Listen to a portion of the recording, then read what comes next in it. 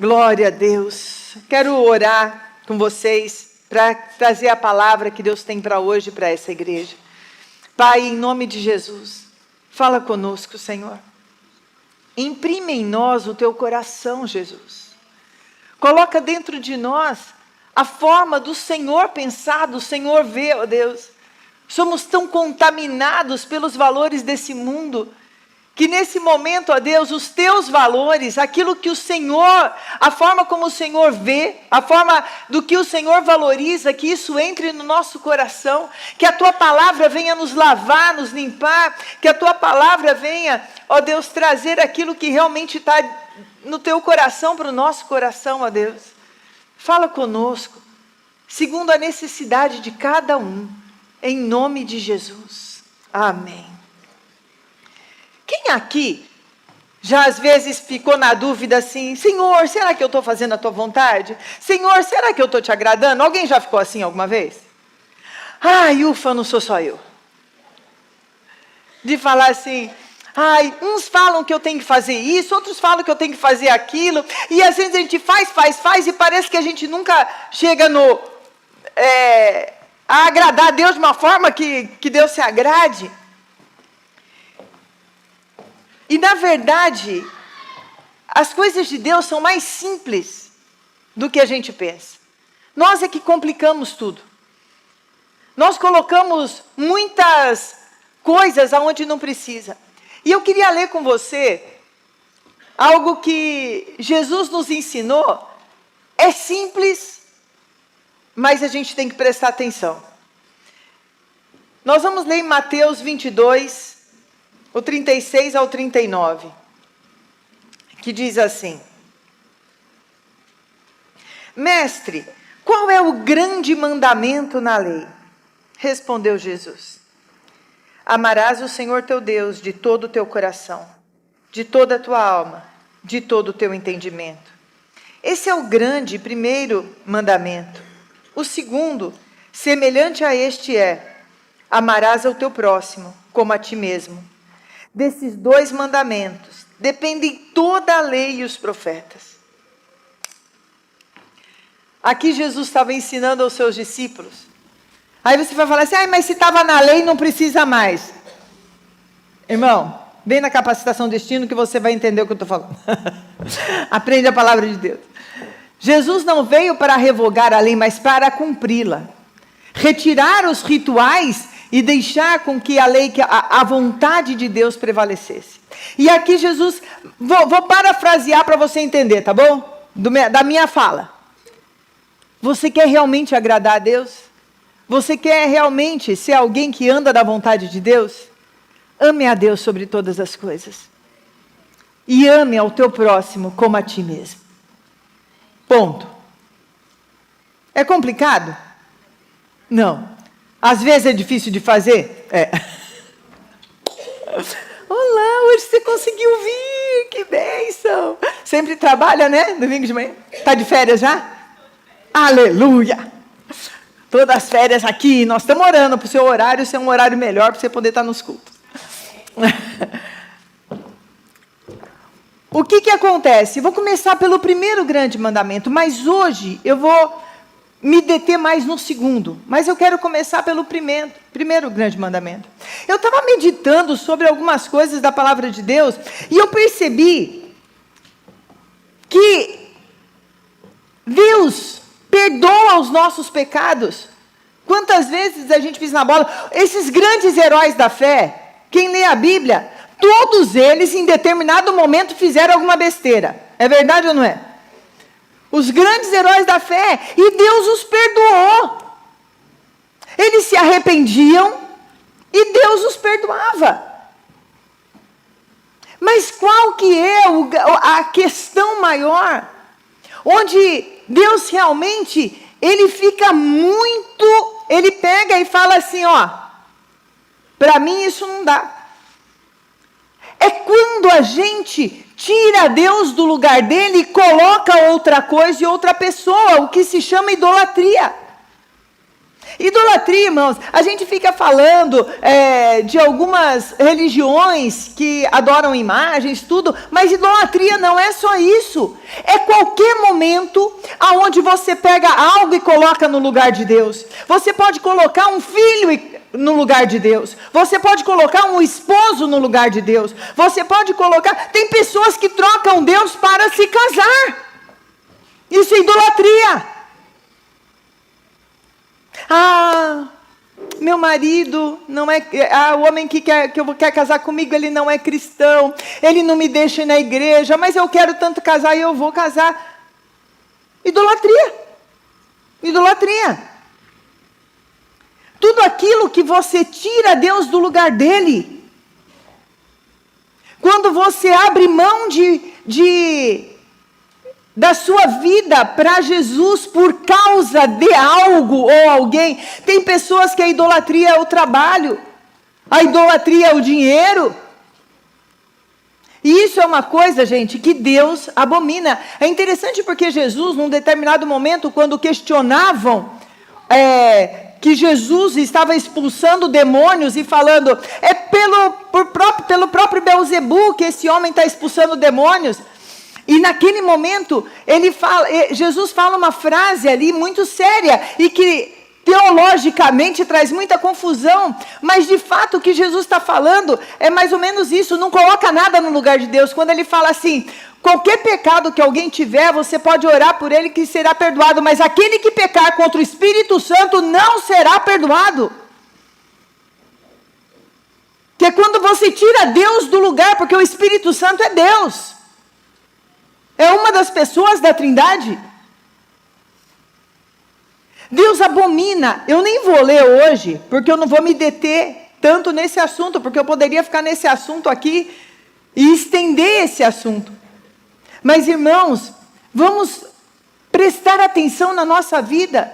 Se em algum lugar nós estamos trocando, tirando Deus do lugar dele, dando honra, às vezes você fica doente. Olha só como a gente faz, como a gente tira Deus do lugar dele. Aí alguém vem e ora por você, e você toma um remédio. A maioria das pessoas não fala, glória a Deus, o Senhor me curou. Mas fala assim, aquele remedinho é bom. É verdade ou não é, gente? A glória não vai para Deus das coisas que acontecem. E isso é idolatria. Gente, tem um capítulo da palavra de Deus que quando eu leio, me até embrulha o estômago, porque ali o profeta até fala coisa assim, que eu tenho vergonha de falar perto de criança. Que é Ezequiel 16. Não vou ler aqui hoje, porque tem crianças menores de idade aqui. Mas a forma que Deus fala sobre a idolatria, aquele que idolatra, ele usa os termos como prostituição. Aí ele usa um termo assim, é pior que uma prostituta, porque nem por dinheiro foi feito isso.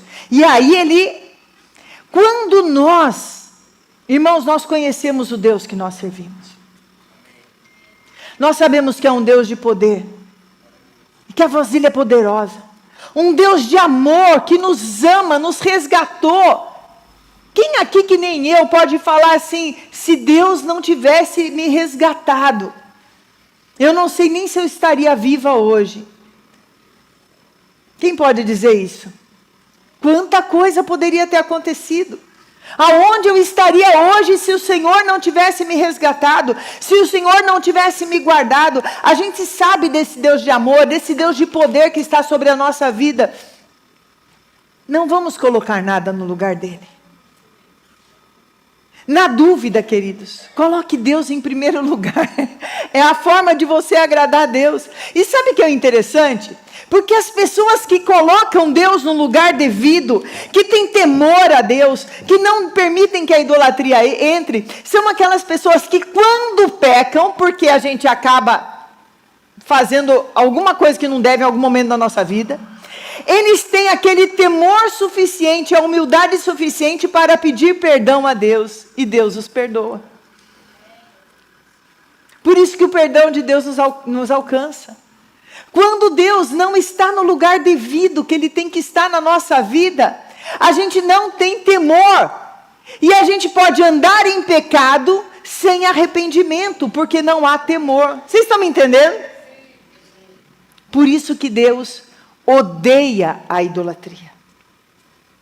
Mas aí vem o segundo grande mandamento. E eu quero me deter um pouco nesse mandamento. Que é: amarás o teu próximo como a ti mesmo. É interessante que esses dias Deus tem me levado muito a ver o que Ele vê nas nossas ações, qual que é o propósito daquele que carrega sobre si o nome Filho do Deus Altíssimo, aquele que foi resgatado pelo sangue de Jesus, aquele que carrega, aquele é um cristão. O que nós deveríamos ser para esse mundo como cristãos? O que Deus espera que um cristão seja? Se eu estivesse numa classe menor, eu ia falar qual é a sua opinião, mas aqui eu acho que vai ficar um pouquinho complicado para você dar a sua opinião. Cristão, o termo cristão que surgiu, né, com a história da igreja, ele está falando de pequenos cristos. Você sabe o que significa a palavra Cristo? Ungido. Quando nos chamam de cristãos, mesmo que alguém fale assim, aquele lá é cristão, você pode falar, aleluia, sou mesmo. Porque está falando assim, ele é um ungido de Deus. E está falando, sabe o quê? Ele carrega nele, ele traz nele a vida de Cristo. E aquilo que Cristo fez enquanto andava na terra, é o que ele vai fazer. Quando a gente usa essa expressão, que aquilo que Jesus fazia aqui na terra, é o que nós deveríamos refletir, normalmente, irmãos, eu vou agora meio que mexer um pouquinho com a nossa vaidade, tá bom? Nosso orgulho, nossa arrogância. A gente já pensa assim, é isso mesmo, eu quero andar sobre as águas. Eu quero fazer o que Cristo fazia. Eu quero curar enfermos, eu quero chegar e ser curado. E cuspir na terra e o cego enxergar. Mas sabe o que Cristo fazia aqui na terra, irmãos? Servia. Servia ao pecador. Servia ao rejeitado. Ele amenizava a dor daqueles que sofriam. Quando fala que nós somos o pequeno Cristo, irmãos, não é para a gente ser a estrela. Jesus nunca foi um popstar. Mas ele gastou a sua vida, ele gastou a sua energia, ele gastou o tempo que ele tinha, fazendo com que onde ele passasse, as pessoas fossem consoladas. As pessoas que não tinham esperança, elas tivessem a esperança. As pessoas que eram rejeitadas, que eram tidas como escória do mundo, elas sentiam que eram amadas. As pessoas eram abraçadas, havia cura, não para ele mostrar o grande poder que ele tinha, mas a cura era para tirar a dor daquele que sofria, e não para trazer para ele um olhar. Quando primeiro milagre dele, que foi transformar água em vinho, ele nem queria fazer aquele milagre, mas aquele milagre tirava a vergonha. Olhem com o que Jesus se preocupava, gente, olha que coisa mais linda.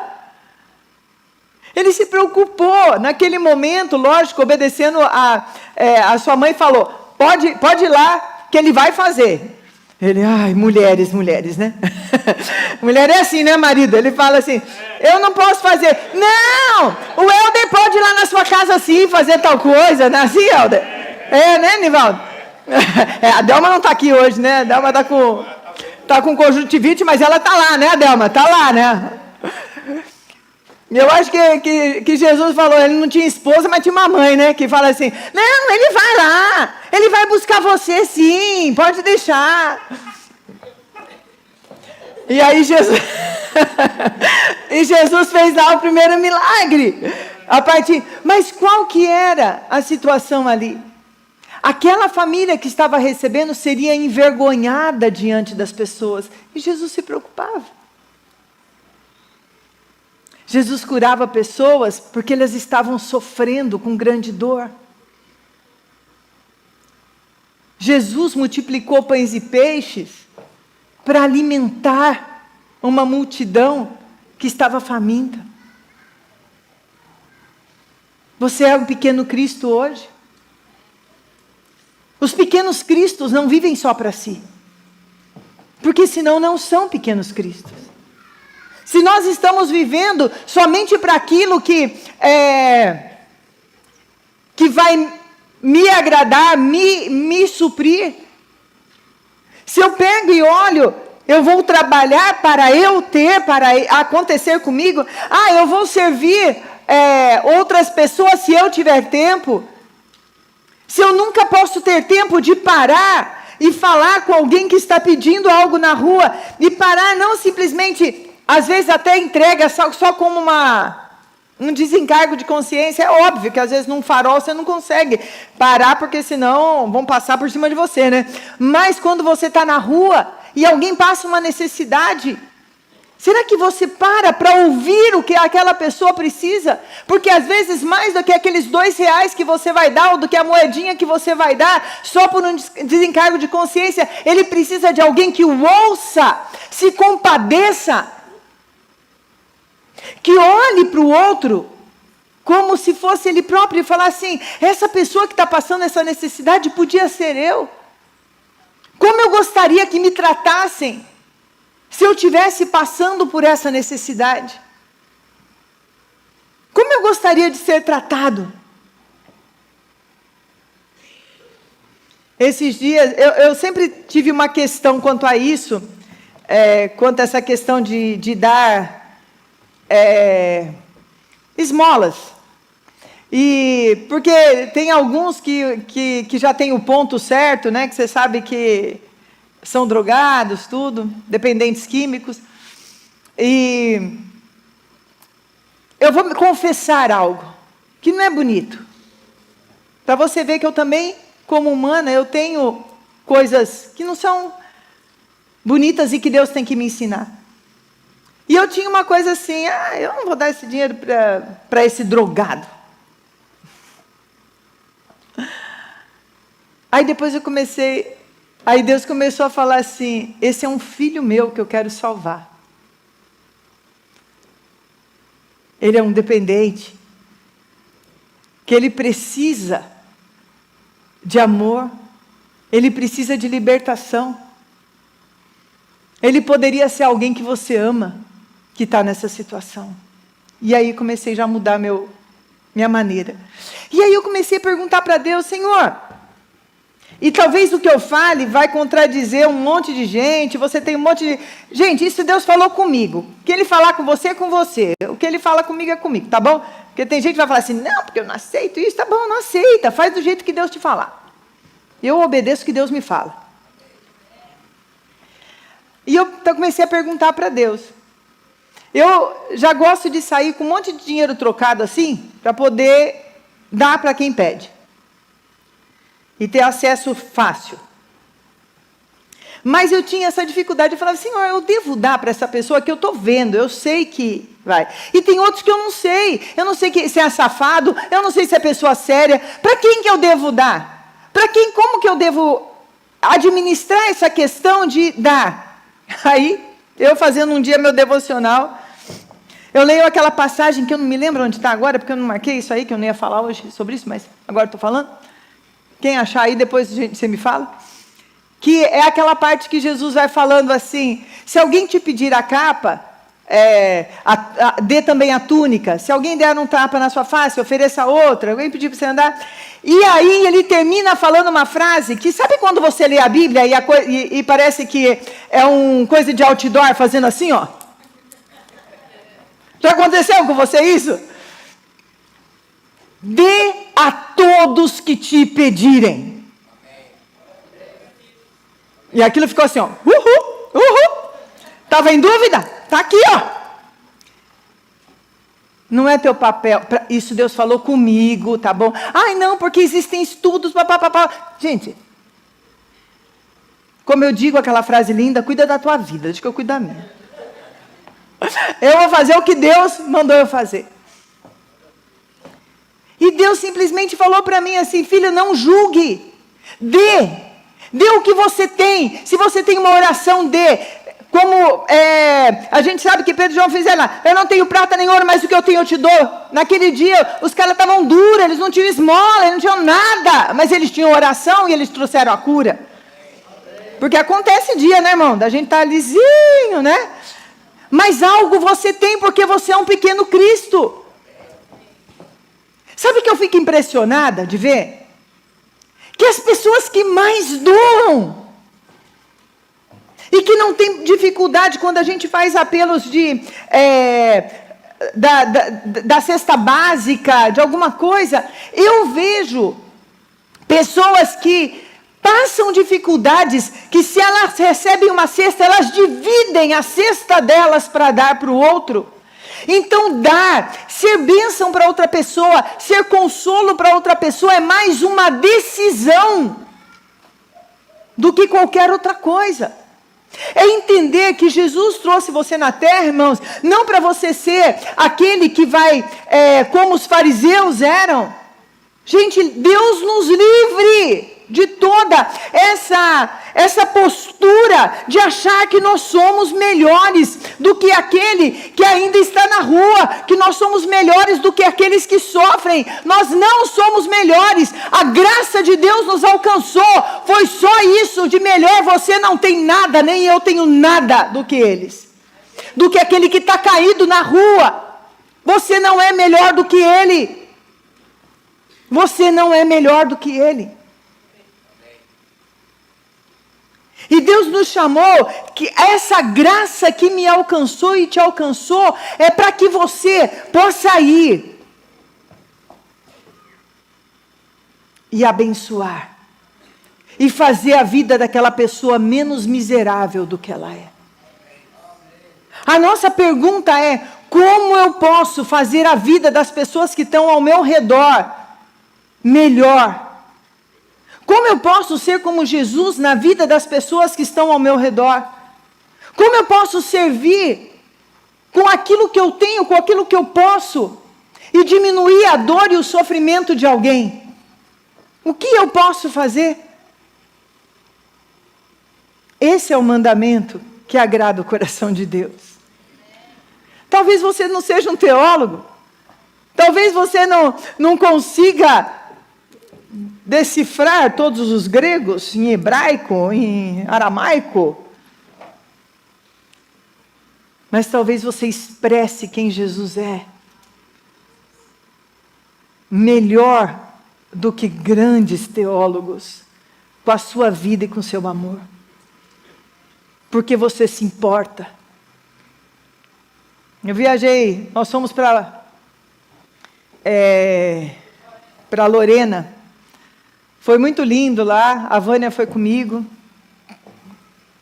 E a Vânia me falava uma coisa que eu achei tão lindo na viagem de volta.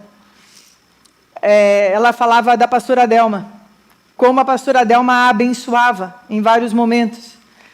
E ela contou de um dia que a pastora Delma, num abraço, né, Vânia? Aquele abraço que ela simplesmente chegou e deu. Naquele abraço para a Vânia, ali ela foi Cristo para você, não foi?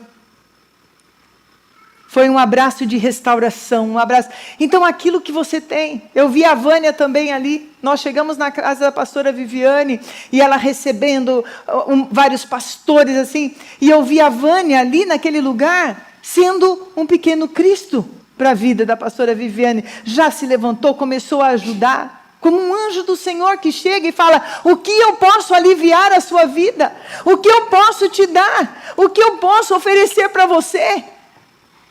Quando você abre abre a sua casa para uma célula, quando você se dispõe numa célula, você está sendo um pequeno Cristo para a vida de alguém.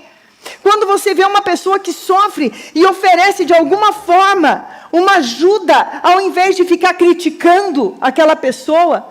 Irmão, se você não tem a solução, não abre a tua boca para criticar alguma coisa que você acha que está errada.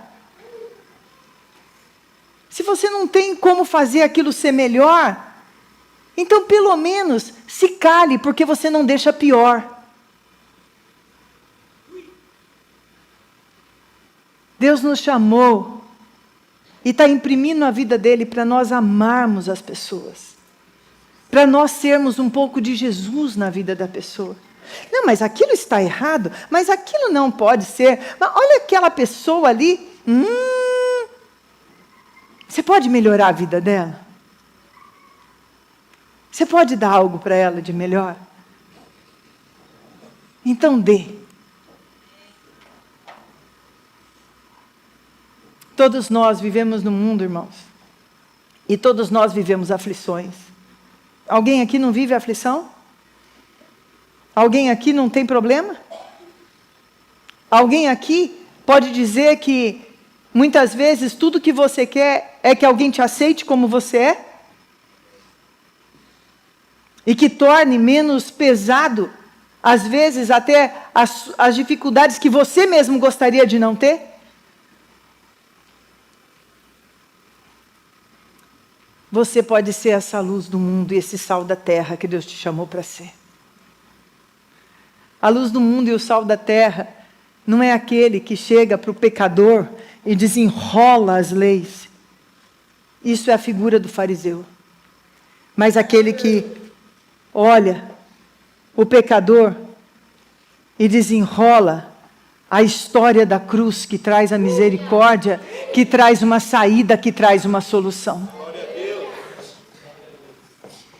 Que oferece o amor de Jesus para aquele que precisa. Mais do que nunca, querido, Deus tem nos chamado para sermos essas pessoas. E eu já citei isso muitas vezes, mas para alguns que são novos aqui, a pastora Neuza Itioca uma vez falou para o Marco, muitos anos atrás, quando o Marco foi ungido apóstolo, meu esposo que faleceu. E ela é uma estudiosa da palavra, ela é alguém que trabalha, e um nome que todos conhecem na área de curas e libertações, principalmente na área de libertação, nessa área espiritual.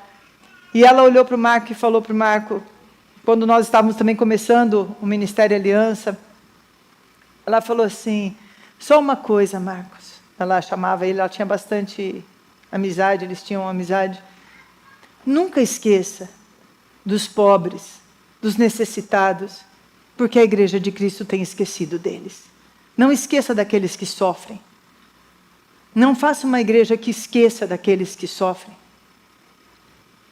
E isso sempre marcou muito o meu coração. E há muito tempo a gente tenta trabalhar isso. Cláudia é líder do Seja Luz, e o Seja Luz tem exatamente essa visão de olhar para aquele que precisa, de várias formas. Agora, temos começado com o ministério, junto com a Marina, das famílias que têm questão e de pessoas que têm uma dificuldade na questão de dependência química. Porque nós queremos ser solução para o que sofre, e não aquele que acusa aquele que sofre. Nós estamos com um projeto, já que Deus colocou no meu coração, já há tempo, sobre o mercado social. E nós temos data agora para começar, né, Cláudia? Glória a Deus. Porque nós oferecemos cestas básicas para aqueles que precisam. Mas eu sempre ficava assim no meu coração, às vezes a gente dá, a pessoa lá está com 10 quilos de sal e não tem mais 1 quilo de arroz, porque toda a cesta básica vai um sal. Ninguém gasta um saco de sal por mês, né, gente? Só se sua pressão estiver muito alta. Você gasta sal demais. Não. Qual é a necessidade? E o mercado social que a gente vai abrir, que eu quero aproveitar esse momento que eu estou pregando sobre isso já para contar para vocês, ele traz mais dignidade para aquele que está naquele momento passando por uma situação financeira difícil. Irmãos, eu já contei para vocês que por um ano, eu dependi uma vez, eu e minha família, quando meus filhos eram pequenos, eu dependi de uma família que me dava compra todo mês, por um ano. Eles foram a mão de Deus na minha vida, da minha família. E hoje eu quero ser a mão de Deus, porque muitos de nós passamos épocas que precisamos de ajuda. Uma época nós ajudamos, outra época precisamos de ajuda. Acontece isso. Só que as pessoas, elas precisam ter a dignidade.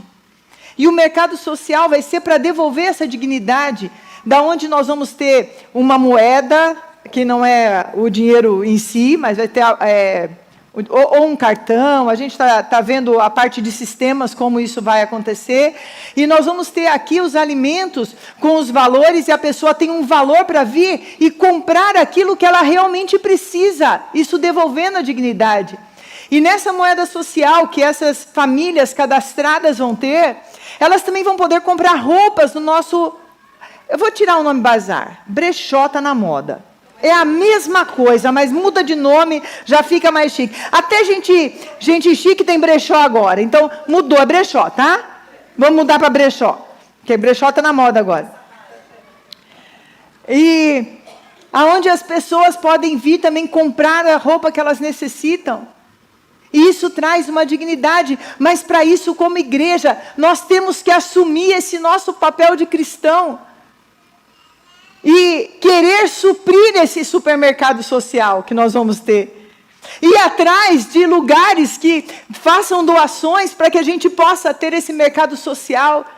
E o meu sonho, irmãos, aquilo que eu tenho, já falei, a Cláudia já sabe, tivemos uma reunião essa semana, eu, a Cláudia e a Marina, sobre isso. É que primeiro são os domésticos da fé, obviamente, todos aqui da igreja serem supridos, mas eu quero que a nossa comunidade, aqueles que estão ao nosso redor, não importa, irmão, se ele é convertido, se ele não é, não importa, mas que a igreja seja luz, a igreja seja Cristo na vida delas, e nós possamos servir a igreja com a sociedade, a comunidade que está ao nosso redor, com esse mercado social, cadastrando famílias que tenham necessidade. Você pode sonhar comigo com isso? Você pode colocar o seu coração nisso? Vamos levantar essa igreja para ser a igreja de Cristo na terra. Sejamos os pequenos Cristos nessa terra. E eu já falei demais, preciso terminar que nós estamos na Santa Ceia. Mas hoje é o tempo de nós fazermos isso. Eu vou descer aqui para a gente servir a ceia. Eu quero chamar hoje a Mara e o Helder.